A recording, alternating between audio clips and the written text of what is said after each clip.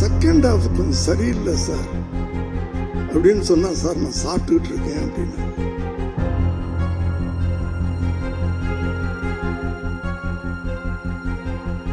அதுவும் ஒரு தகப்பனே தன் பிள்ளைய இது பண்றதுலாம்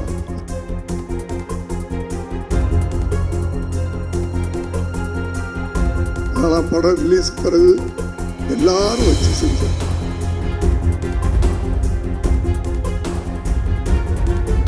அவங்களுக்குலாம் இந்த விமர்சனங்களை தாங்கிக்கிற தைரியம் இல்லை.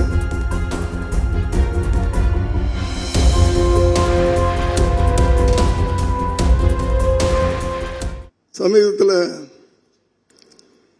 ஒரு படம் பார்த்துட்டு ஃபோன் பண்ணி அவரை பாராட்டுறேன் பாருங்க, first of super sir. Sir ஒரு படம் எப்படி பண்ணணும் உங்ககிட்ட இருந்து தான் சார் கற்றுக்கணும் அப்படின்லாம் சொல்லிட்டு இருக்கேன். அதெல்லாம் கேட்டுக்கிட்டு இருக்காரு. செகண்ட் ஹாஃப் கொஞ்சம் சரியில்லை சார் அப்படின்னு சொன்னா, சார் நான் சாப்பிட்டுக்கிட்டு இருக்கேன் அப்படின்னாரு.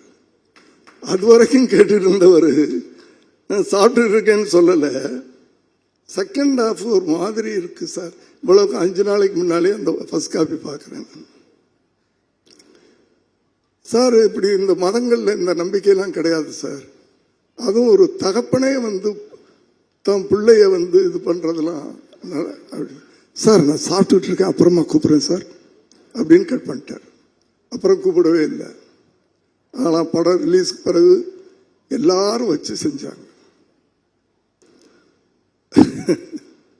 எதுக்கு சொல்றேன்னா, இந்த நம்ம சொல்றத ஃபீட்பேக் அவங்க எடுத்துக்கிட்டு அதை மாற்றி இருக்கலாம். அதுக்கு டைம் இருக்கு, 5 நாள் டைம் இருக்குது.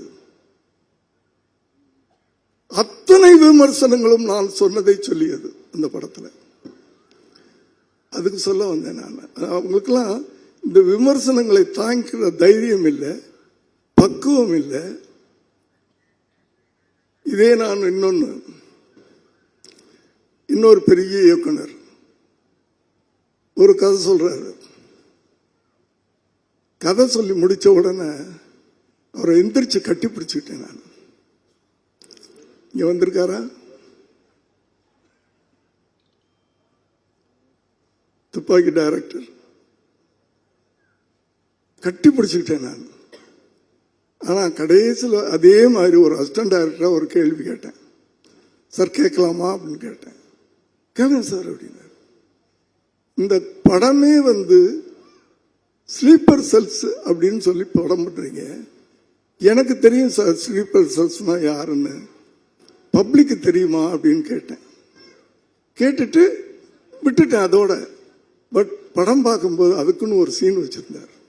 செகண்ட் ஹாஃப்ல அந்த ராஜீவ் காந்தியுடைய கொலை வழக்கை விசாரித்த ஐஎஸ் ஆபீசர், அவரை வச்சு ஒரு படம் பண்ணியிருந்தார். ஓஹோ, இவ்வளவு பெரிய டைரக்டர் கூட நம்ம சொன்னதை மைண்ட்ல வச்சுக்கிட்டு எனக்கு பதில் சொல்லாம திரைப்படத்தில் பதில் சொல்லியிருக்காரு. அவருடைய பக்குவம் அது, அவருடைய பக்குவம். அதனால்தான் இன்னைக்கு வரைக்கும் ஜெயிச்சுக்கிட்டே இருக்காரு. செய்திகளை உடனுக்குடனும் துல்லியமாகவும் தெரிந்து கொள்ள சப்ஸ்கிரைப் பண்ணுங்க.